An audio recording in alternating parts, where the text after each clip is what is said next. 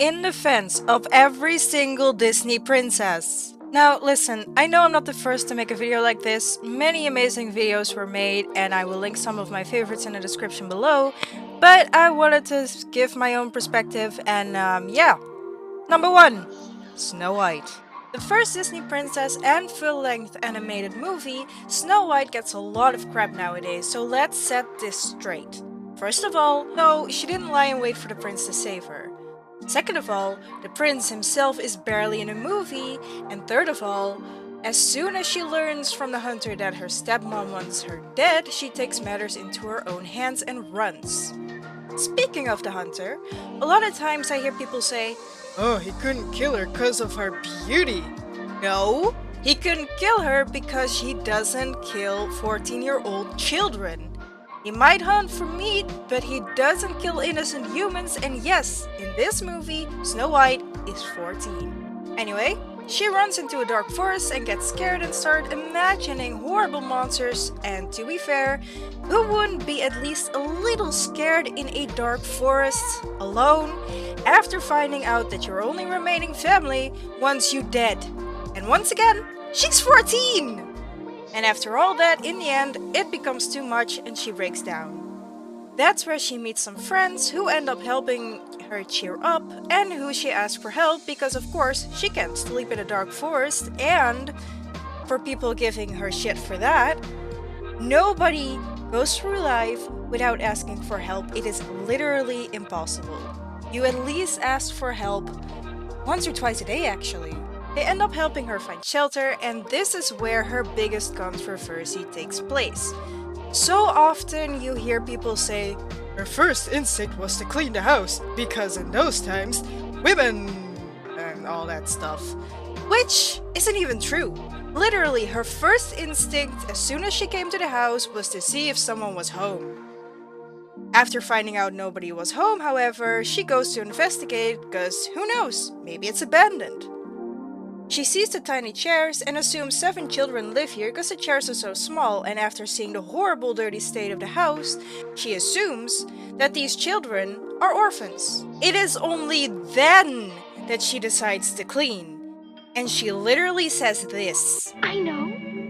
We'll clean the house and surprise them. Then maybe they'll let me stay."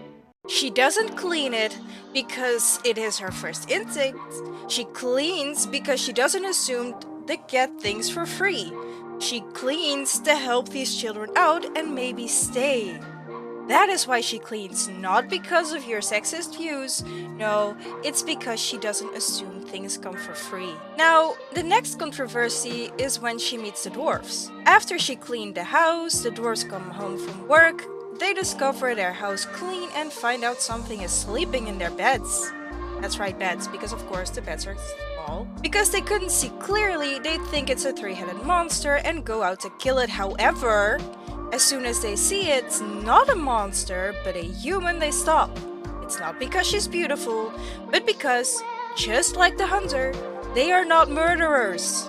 They end up talking a bit and agree that she stays there in exchange that she helps around the house. Because she doesn't assume things come for free. Duh. Anyway, the next controversy comes when she lets the evil queen into the house. At first, she doesn't let her in and is very cautious. However, after the old woman gets attacked by the animals and pretends to be hurt, again, pretends, Snow White falls for it and she lets her in and gives her a bit of water. Once again, she is 14 and with her upbringing, she probably didn't learn about stranger danger, but in her defense, and what I'm about to say is horrible, but even grown people sometimes trust the wrong people and have the most horrid things happen to them by no fault of their own. So, stop judging, this poor girl was 14! Leave her the fuck alone, my goodness! Now you might notice that I'm leaving out the prince in this video. It's not because I don't want to defend him, and for those of you who think like, he is undefendable. He is literally not. There is someone who made an amazing video where he goes in detail over the prince, and I highly recommend it. He does so much of a better job than me, simply because this is a short video and I need to get on to the next princess. But the link is in the description. Please check it out. It's It's such a good video. Anyway, next up, chapter 2. You often hear two things about Cinderella. The first one is, oh, she was waiting for her prince to save her because all she did was wish for him. Which could not be further from the truth, and I will explain that one in a second. And two, if her life was so horrible, why didn't she just leave? And for the people who ask the question, clearly you have never been abused or bullied and don't know how fucking hard it is to get out of a situation like that. Cinderella is the princess who probably gets more victim blamed than any of the other princesses. Heck, she's 19. I'm 23 and I'm only now starting to escape my fucking situation. And honestly, throughout my life, Cinderella has been my biggest role model. She's kind, hardworking, and in my opinion the strongest princess ever, and here's why. To start things off, when she was a child, both her parents passed away and her stepmother took full advantage of the situation. Cinderella was abused, humiliated, and eventually forced to become a servant in her own house. And I'm not just making this up, it literally gets narrated to us. While Cinderella was abused, humiliated, and finally forced to become a servant in her own house. However, she remains kind and gentle. Yet, through it all, Cinderella remained ever gentle and kind. Do you know how fucking hard that is? Growing up in a situation like that, then remaining kind? She could have just as easily become one of the villains with a backstory like that, but she didn't. And that is why I think she is the strongest fucking princess. Anyway, one morning Cinderella gets woken up by some birds and she ends up telling them about her dream. Now let's get something straight. For with each dawn she found new hope that someday her dreams of happiness would come true. Never in this entire film does she say she is dreaming of a prince. No, all she ever says is that she's dreaming of happiness. She dreams of being free and not living in a shitty situation. Not once did she ask for someone to save her, or ask someone to give her this happiness, but I digress. She starts her daily chores, and in the meantime we learn that the king is yearning for grandchildren, so he decides to throw a ball for his son, so he might find a wife where all eligible maidens in the kingdoms are invited. Why, that's us! And I'm so eligible! Lady Tremaine, the stepsisters, and Cinderella all get excited, of course, and Cinderella makes a deal that if she finds a dress and finishes her chores, she's allowed to go as well. Of course, Lady Tremaine never really intended to let her go, so when she shows up wearing a beautiful dress, Lady Tremaine lets her daughters destroy it. Now, I wanted to talk about this shot for just 1 second. Look at Cinderella. Do you see how terrified she looks here? And all Tremaine does is walk up to her. This is how it looks when someone has been so horribly abused, where the only thing the abuser has to do is calmly walk up to them, for the victim to fear for their lives. And this is what most people often fail to see. Someone who has been this heavily abused often don't know how to stand up for themselves or don't see a way out. Cinderella is a victim. There is a video by The Take that goes further into detail, and I linked it down below. So, check it out. After Lady Tremaine and the sisters leave for the ball, Cinderella ends up breaking down. After everything that happened, she has stopped believing that her dreams could ever come true. They broke her. And that is when Fairy Godmother shows up.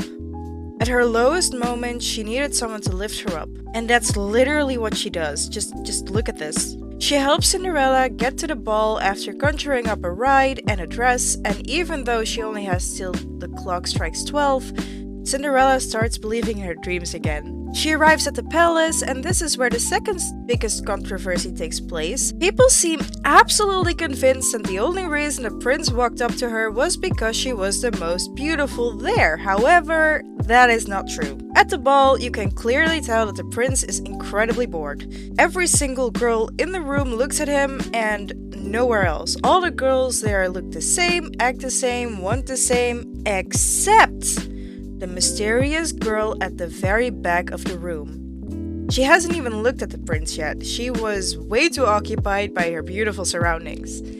This is why the prince noticed her. She was the only one looking the other way. She was the only one whose back of the head he could see. It was love at first sight. Granted, the live action did the love at first sight thing a little more accurately, but those non-believers, yes, love at first sight is rare, but not fake in the slightest. Once again, link in the description to a video that goes into beautiful detail about it. Anyway, the king gets excited, gives the orders that they should not be disturbed and to tell him everything in the morning and lets them dance into the night. Literally. And that is when the most beautiful ever montage happens. The next misunderstanding, though a smaller one, is people think that Cinderella knows that she has been dancing with the prince. However, after the clock starts chiming and she wants to leave, she gives this excuse. Oh, the prince. I haven't met the prince. The prince? And after escaping and telling the animals about the night, she says this. And he was so handsome, and when we danced, oh, I'm sure that even the prince himself couldn't have been more... She doesn't find out it was the prince until the news spread that they were looking for the mystery girl, but anyway, I just wanted to clear this small detail up, so yeah. After she flees from the ball and losing her slipper, the Duke has to tell the king the bad news. The king orders him to find whoever, doesn't matter who, fits the slipper so that the prince can marry them. Controversy number... I lost count. How come the prince couldn't remember her face?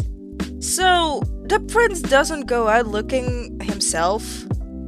The king had ordered the Duke to find her, and the Duke never clearly saw her face.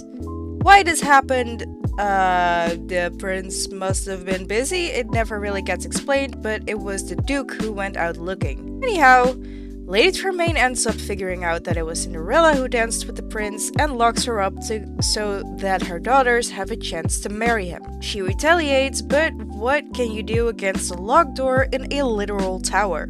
Luckily, she has good friends who end up helping her out of the tower just in time, and thanks to that little slipper, she gets her happy ending. Well, that was chaos.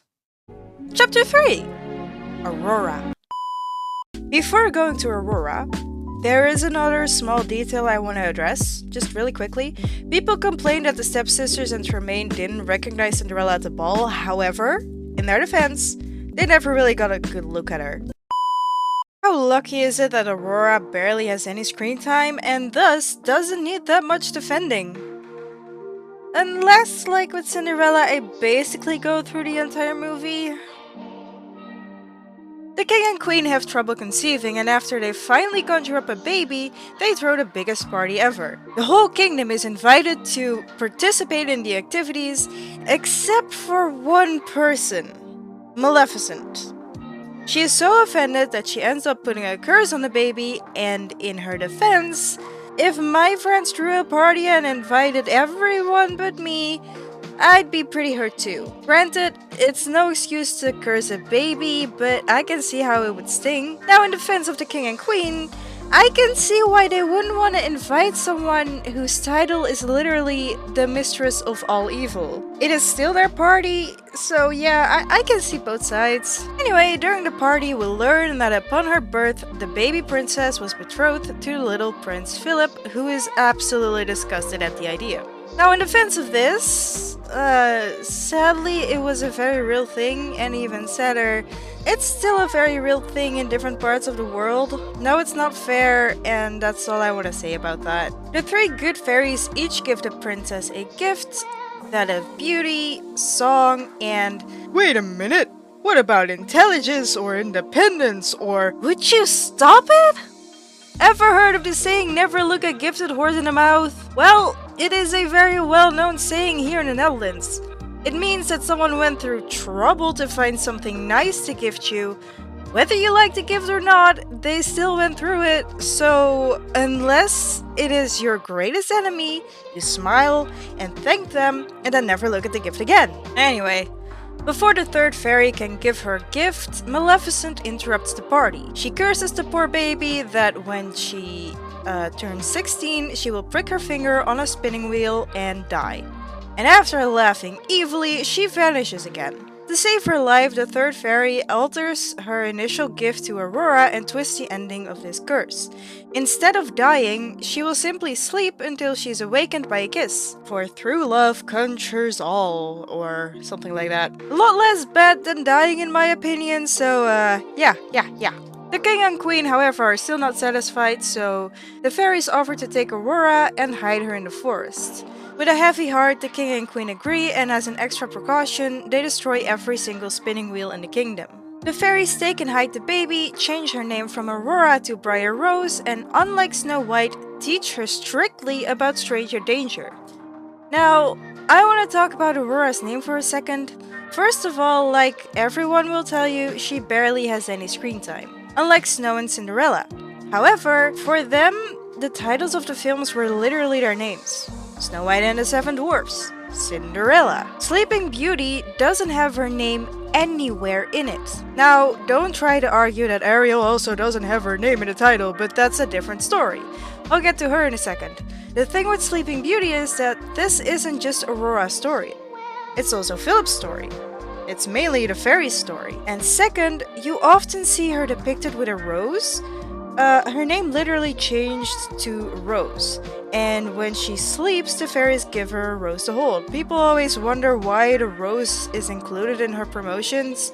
That's why, just a tiny little detail. Anyway, back to the story. In her short screen time, you can tell that Aurora is one of the sweetest and kindest people ever. You instantly fall for her, as Maleficent's curse wants you to. Because of her upbringing, Aurora has never talked to anyone else besides the fairies and the animals. However, she does dream of this. She simply wants to meet someone. Not even necessarily a prince, but she does fancy a bit of romance in her life, you know? Now, before I hear people say their BS again, keep in mind that every person is different and dreams of different things. This is simply a fantasy of Aurora. She never imagined it to come true. After telling the animals this, some find Philip's clothes in the forest and steal them. Oh yeah, Philip is in the forest too. The animals dress up to imitate a human, so Aurora can pretend to meet a person in real life. Aurora does play along, however, for all you dirty-minded freaks out there, she knows it's just for jokes and fun and doesn't do anything but dance and sing. Philip finds them and runs in to dance with the strange girl as well.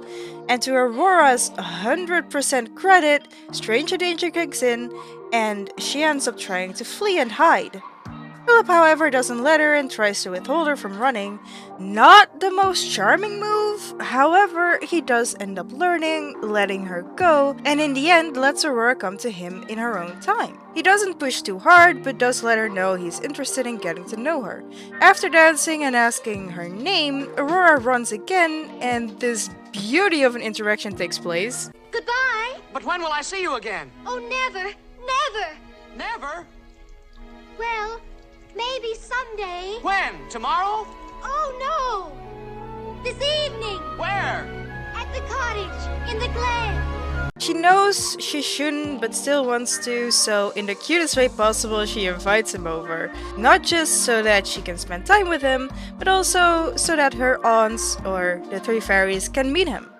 She's clearly conflicted between two things here, and it's hecking adorable. She ends up reaching home, finds the beautiful dress the fairies prepared for her, and in turn she tells the fairies about the wonderful time she had in the forest.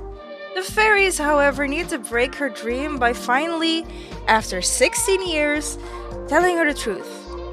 She is a princess and betrothed to a prince. So not only can she never see the stranger again, her whole entire life has been a lie. This turns the happiest day of her life into the saddest day. She has to give up the life she's been used to and trade it in for a life she doesn't even know.